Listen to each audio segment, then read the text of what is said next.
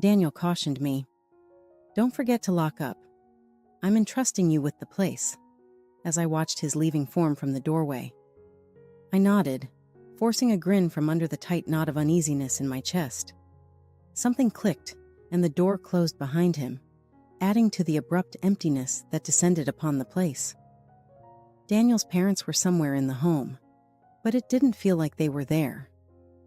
I inhaled deeply and turned back to the kitchen, where I saw everything spread out on the dining table.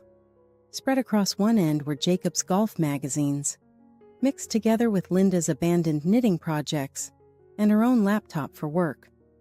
What had once been a tidy house now seemed like a battleground of trash. With a quiet sigh, I moved to lock the door by giving it a firm twist. I turned to face the kitchen, the weight of responsibility buzzing in my head. I wanted some alone time, away from the demands that seemed to mount up when Daniel wasn't around. Linda's voice drifted from the living room, interrupting my thoughts. "Catherine, could you be kind and make some tea for me?" For a moment, I gritted my teeth and held back a sigh. No matter how little the request, it felt like a chink in my patience. Wordlessly, I filled the kettle with water, resigned to my life's constant instability and the habit of caring for others. Angry that no one else appeared to notice or care, I cast a quick glance at the pile of bills growing next to my laptop. Before Daniel's parents moved in without warning, there had been a beautiful moment between us. Before our first anniversary had even passed, they arrived, their car piled high with bags and a note saying, "We need to stay for just a while, dear." Now that while had dragged into several months. Jacob yelled from the living room, "Catherine, join us!" He never quite asked, always speaking in a forceful tone. Confronted, I complied, lugging Linda's tea into the disorganized living area. She accepted it without saying, "Thank you," her eyes fixed on the TV. Jacob started by saying, "So Daniel mentioned that your work is going well," his gaze flitting over my messy appearance. "Yeah, it's keeping me occupied," I said, making myself sit on the couch's edge. "Being busy is good, but don't forget your responsibilities at home," Linda added, smiling smugly as she stirred her tea.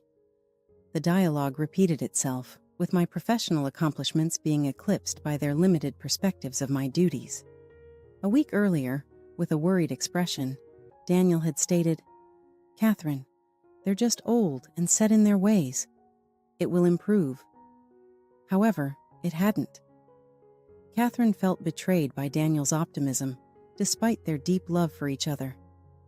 For him, it was very important to keep his parents happy, but Catherine found it to be intolerable. Catherine swallowed the response that was beginning to develop in her mind and bit her tongue again. Her laptop beeped with a notice, a last-minute reminder that she had a client meeting in 10 minutes. Catherine said forcefully, "I have to get back to work," getting up from her unstable couch seat. Every interaction with them felt like an endurance test, and her heart raced. With a dismissive gesture, Jacob turned back to his newspaper. Linda, absorbed in her crocheting at the table, nodded absently. I cleared a place for my work by pushing aside their belongings, feeling the weight of my situation crashing down on me again. Could I wear one more facade? How much more giving in could I bear? Daniel's laid-back disposition seemed like a bygone era, having been replaced with a disquieting sense of comfort. With every day that went by, my perfect dreams of a married life disintegrated under the persistent shadow of his parents. The sound of the kettle whistling suddenly cut through my daydream. Linda needs another tea break, and I need to prove my patience once more. I wondered if I would ever be able to bring our house back to the peace I had previously imagined as I threw the boiling water out the window. Long days of meager sacrifices were ahead, yet something within of me ignited a flicker of resolve. There had to be a sacrifice made, and I refused to be that person. "Catherine, there's an issue with the dishwasher again. It never occurs when Daniel uses it." Working at the dining table, my concentration was broken by Linda's words. I inhaled deeply and grasped the edge of my laptop. "Daniel isn't even familiar with its usage. He never cleans up, I shot back, trying not to let my annoyance get in the way. Linda's gaze grew strained. That's because he works tirelessly all day, unlike you who can work from home and continue to make a mess. My patience was beginning to wear thin. In an attempt to break up the talk, I stood up and went to the kitchen. Linda followed me, her snide presence occupying the room. To pass the time, I opened the dishwasher and played around with the controls. Jacob popped up in the doorway, looking pleased as he leaned on the frame. You wouldn't have faced these issues if you just did things correctly, Catherine.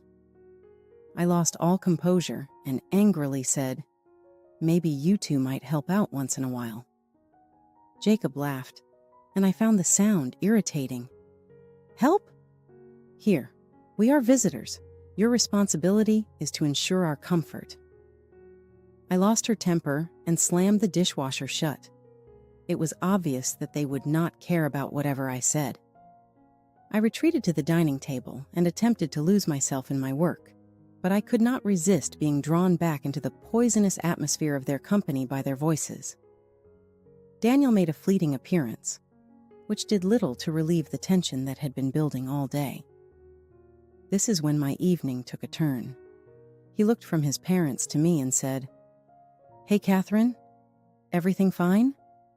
Simply put, just peachy, I shot back, sarcastic throughout. Your parents tend to think I'm the maid.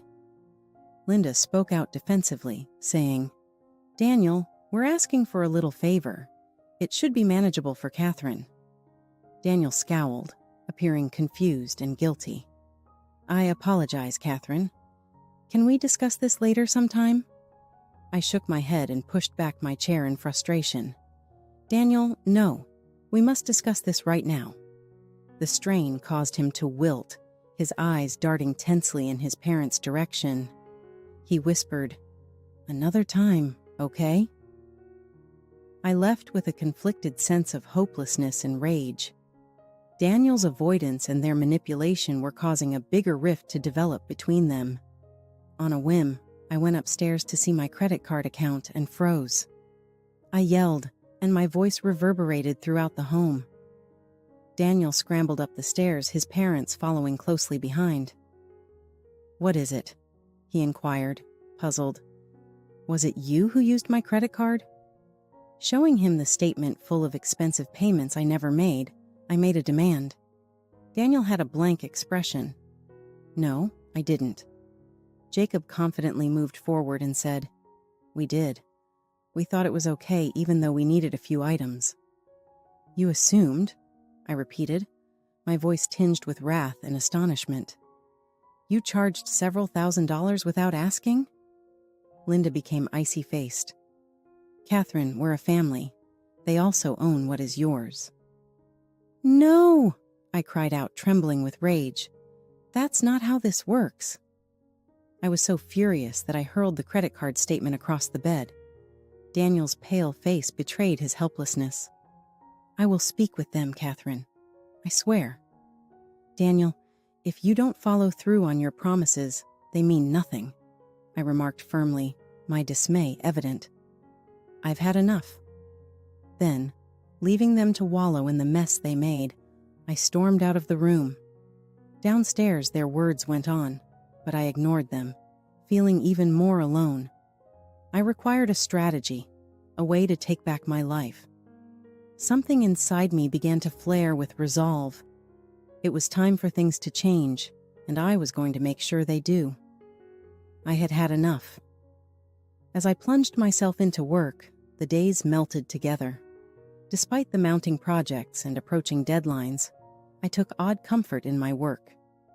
Every design and every meeting with clients kept me far from the chaos at home.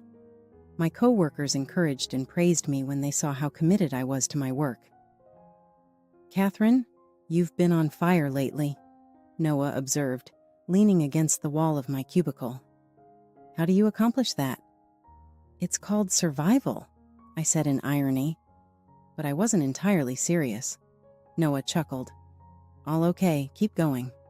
The management has taken note. If you receive a promotion in the future, I wouldn't be shocked. His words kindled a little glimmer of optimism. I had control over one aspect of my life, at least. Things were just as bad as they had always been at home. Jacob and Linda were becoming more and more dominant. They piled their stuff into the house, moved my stuff without asking, and watched over every part of my life. It was oppressive. Linda had rearranged my workplace when I arrived home one evening. "Linda, what exactly are you doing?" With a voice hoarse from a hard day, I asked. "Your area was overly disorganized. I'm handling the arrangements," she casually said. My teeth tightened. "I like my things wherever they are." Without pausing, she said, "Well, this way's better." The conversation became heated over dinner. Jacob smirked and said, "Catherine, maybe you might want to take cooking Catherine S's. Your meals could use some refinement." I looked at him, perplexed as to how he could be so taunting. "Maybe you ought to cherish the fact that I'm cooking at all." Jacob laughed and looked across at Daniel. "This is what I mean, see, son. A small act of appreciation goes a long way." Daniel, caught between us, appeared uncomfortable. He said, trying to avoid starting another argument, "Let's just eat." The tipping point was reached when I discovered additional frequent transactions in my bank account. It was for a pricey spa package this time. My arms full of the bank statement, I barged into the living room. "Who did this?" With a quivering voice, I demanded. Linda's countenance remained unaffected when she lifted her knitting. "We required a rest. It's not that significant." "Significant? You took my money and didn't ask again," I yelled, at last losing patience. Jacob leaned back, his expression smug. "Catherine, calm down. We are related. We own what is yours." "No," I snapped, trembling. "That's not how this works. You spent $200 on a spa." My voice resounded throughout the room as I roared. Daniel's pale visage emerged in the doorway. "Catherine, please." "No, this is stealing," I shot back, fury trembling through my voice. The room's tension increased. In an attempt to mediate, Daniel intervened. "I think we can work this out, Catherine. Mom and Dad?" He gave them a pleading look. Linda and Jacob shook their heads, obviously not caring. Daniel's attempts to appease me simply made me feel even more deceived. I retreated to my work, using it as my one means of escape, and left the room. Next, there was a promotion. When management contacted, they offered me a position as a senior graphic designer. I grasped the chance to spend more time in the office due to the increased workload as if it were my lifeline. I put in more hours at work since I was happy with my accomplishments and the companionship of my co-workers. I kept myself apart at home and concentrated on the future. My resentment of Daniel and his parents increased, which strengthened my resolve to act. Noah discovered me packing late one night as I was going through the vacant office. "Big plans for the weekend?" "More work," I said. "Keeps me sane." He gave a nod. "If you ever need to talk, you know where to look for me." I felt somewhat relieved by his encouragement, but I knew my main struggle was still to come. I had to do whatever it took to get my life back. I began to write down my next course of action, each little detail strengthening my resolve. There was a message pinned to the front door as I opened it. "Absent for a week. We'll be back soon," Linda wrote in her pretty handwriting. Anger made my heart race after it had dropped. They hadn't even brought up the trip, much less requested authorization to depart in this manner.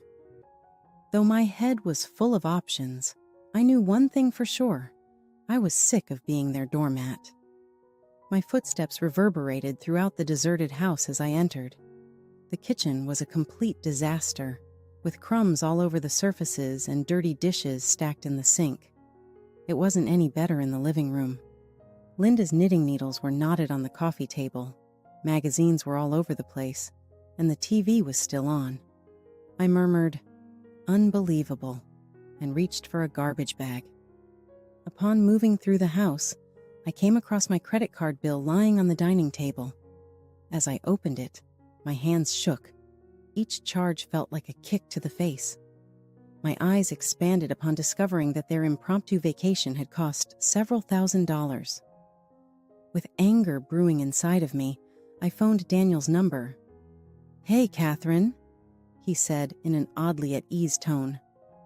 "Where the hell are you?" I insisted. "Oh, we plan to take a quick trip to Las Vegas," he murmured. "I thought I informed you." "No, you didn't," I yelled. "And you used my credit card again." Daniel tried to explain.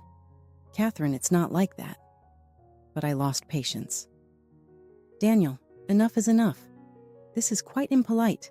Your parents and you have stepped over every bound. We are going to have a serious conversation when you return. Something has to change." "You took them on a holiday with my money while I'm here sweating my tail off," I yelled. His response was silence, which was indicative of his typical avoidance tactic. "What do you know?" I said coldly.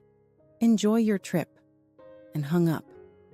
I was alone in the house, and my anger drove my actions. My first morning call to a lawyer was made. "I need to schedule an urgent appointment to discuss selling a house," I said. I then got in touch with a real estate agent. I gave the order. "I want the house on the market immediately. How fast can we move with the current market?" "Quite fast," the representative answered. "We'll start the paperwork right away." Over the following few days, I carefully packed my stuff. Nothing was going to be left up to chance. As I sealed each package, my determination grew stronger. And downtown, I discovered a tiny apartment that was ideal for starting again. It was thrilling to feel like I had control over my life again. I went through the house room by room, mentally noting what I should bring and what I should leave behind. The sweetest kind of revenge was the idea of selling what they had taken over. Daniel called me multiple times, but I didn't answer. His justification simply made it more difficult for me to see clearly. With each box I packed, I moved one step closer to my freedom and away from the cage my house had turned into. I spent my final night there, the house all tidied up and ready for sale. It seemed strange, like peeling off old skin.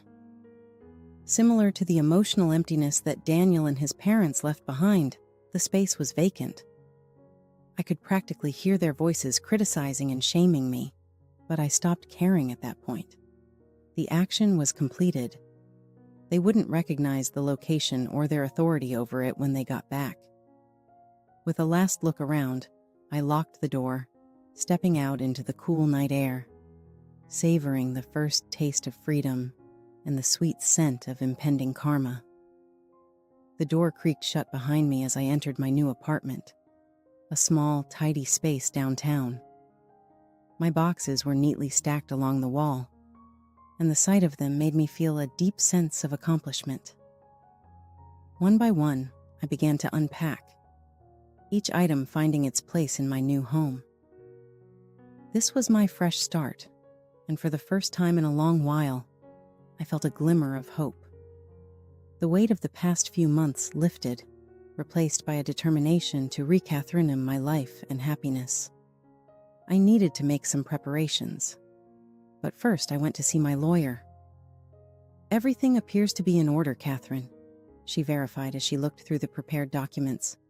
"We can expedite the sale if you're certain about this." "Go ahead and do it," I said without thinking. The real estate agent's office was our next destination. She told me, "The house is now listed." "I already have a number of questions." "Amazing," I exclaimed, experiencing a hint of contentment. "Make it happen as quickly as you can." As the days went by, I managed to balance my secret operation with my job. I was the hard-working graphic designer by day, devoting myself to my new position. I furnished the place with necessities at night to make it feel more like home. Daniel's sole signals to me were attempts to calm my raging fury, but they were met with silence. One night in particular, as is now my norm, I arrived at work after hours. As my coworker Noah packed things to depart, he noticed me. Leaning over my desk, he asked, Burning the midnight oil again? Yeah, lots to do, I answered in a light-hearted manner. Do you want to get a coffee? He said, You seem like you could use a break. Yes, I replied, understanding that a little normalcy would be beneficial. We sipped our beverages in convivial solitude in the cafe until Noah cut us off. He asked less of a question and more of a statement. Something's been bugging you. I let out a sigh and considered whether to let him handle my mess. At home, it's complicated, I eventually said. He said, If you ever need help, I'm here. And his genuineness touched me in a way Daniel never could. I whispered, Thanks, Noah, realizing how much I appreciated the gesture. My real estate agent called me early the next morning. We have a buyer, Catherine, she said. They want to close quickly and are offering more than the asking price. My heart gave a jump. What wonderful news. Let's proceed with it now. The decision's weight began to lessen as the day went on. With the house sold, I was finally free of the poison that had taken over my life. I began to feel more and more free and empowered. I went back to my flat, imagining what Daniel's parents would have looked like when they got back. They would be unaware of the impact. Formally obtaining a divorce was the final detail. I saw to it that the paperwork was ready for their return. My strategy was flawless, with every move carefully considered and carried out. As I packed the rest of my house possessions, I experienced an odd calmness. They had driven me to this point, and now they would pay the price. So I had no regrets. I shut the door for the last time, placing the key beneath the mat and writing, We're done. With my new life waiting for me, I moved away. I had worked so hard to regain control, and now it was finally mine.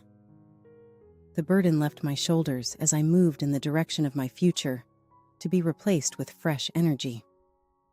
I watched the clock's minute hand crawl as I stood by the window of my new apartment. They were going to return from their trip at any time. I could practically imagine their bewildered looks upon discovering they were shut out. My phone buzzed not too long after that, and it was Daniel. I gave it 2 rings before answering. What is going on? We're unable to enter the house. Daniel spoke in a panic. I sold it, I remarked coolly. On the other end of the telephone, there was quiet. You what? At last, Daniel spluttered. The house was sold by me. It's over, I said again, experiencing an odd wave of comfort. That is not possible for you to do. This is our house. Linda's voice sounded in the distance. No, I answered, sounding as steely as I could. It served as my house. All you've been are uninvited guests. I allowed their astonishment and bewilderment sink in as I ended the call. I closed my eyes and inhaled deeply, relishing the feeling of taking back command of my life. With every second that went by, the weight of their contempt and manipulation grew lighter. I was determined not to allow anything or anyone take away from my fresh start. I stood firm as Daniel, Linda, and Jacob confronted me outside the lawyer's office, their faces a mixture of fury and desperation. Daniel began, trying to appeal to reason. Catherine, let's be reasonable. We can work this out. We tried, I countered sharply, my voice unwavering. You chose them over our marriage time and time again. This is the result. Linda stepped forward, her eyes blazing with anger. We took you in, treated you like family. Your idea of family is using me as a bank and a maid. I fired back, my frustration boiling over. That's not family. Neighbors had gathered around the lawyer's office, interested about the disturbance, and the scenario outside was heated in public. I firmly said, No, I'm done paying, and without thinking I gave Daniel the divorce papers. Please sign these, we're done. Daniel hesitated, his face flushed with shame as he cast uneasy glances at the gathering crowd. Linda, however, ripped the papers out of my hand and was clearly shaken and angry.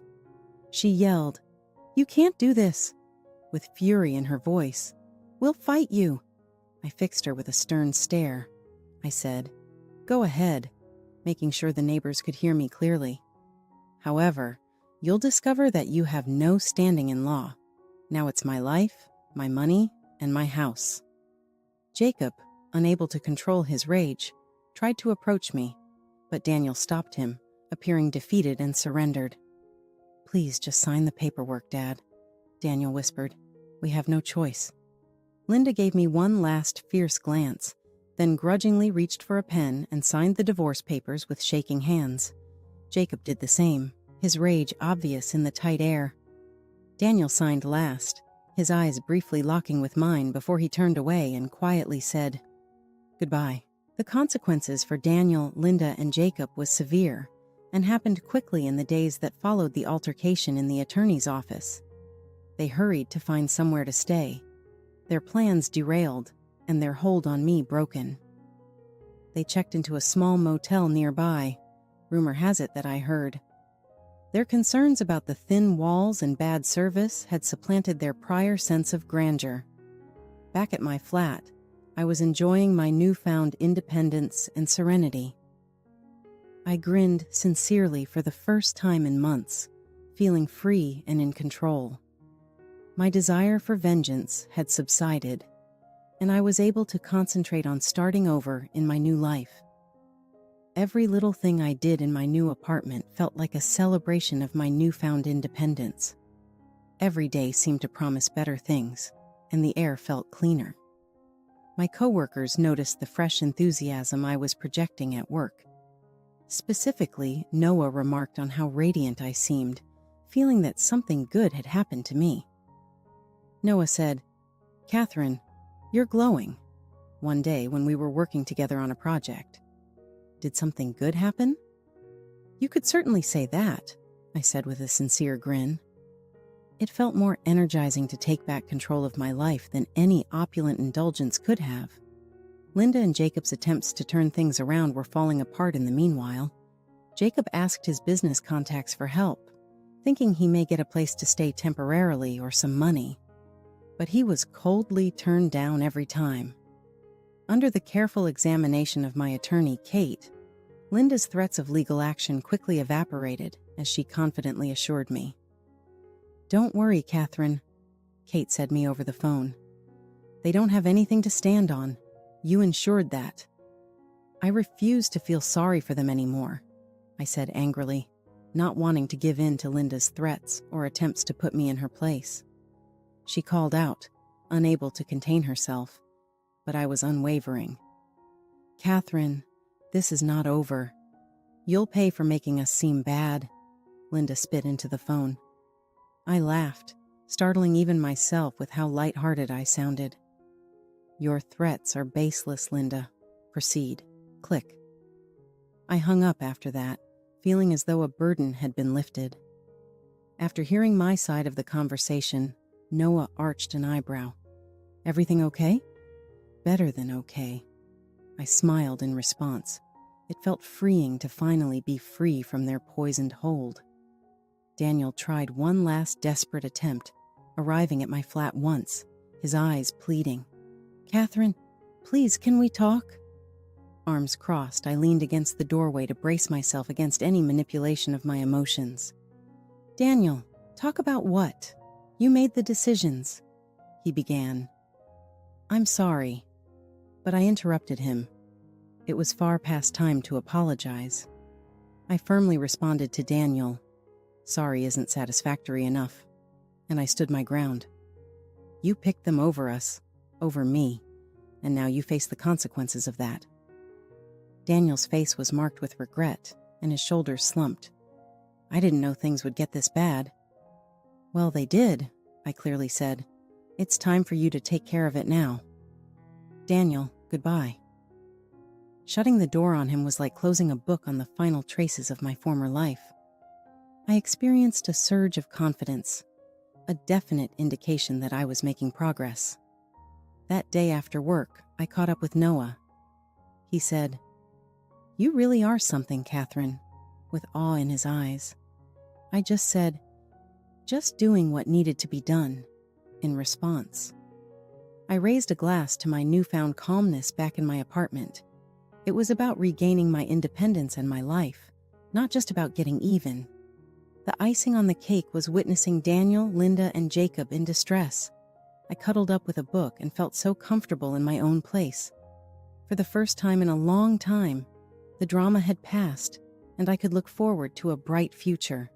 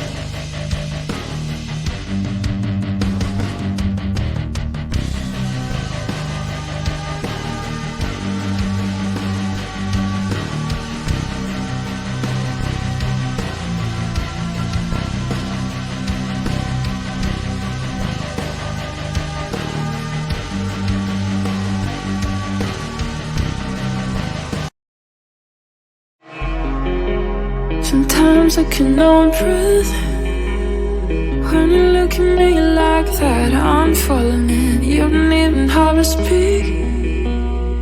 I'll be calling out your name. And I thought I couldn't feel this way. You came up on me like a rain on a sunny day. Now I don't feel the sun. I can't think.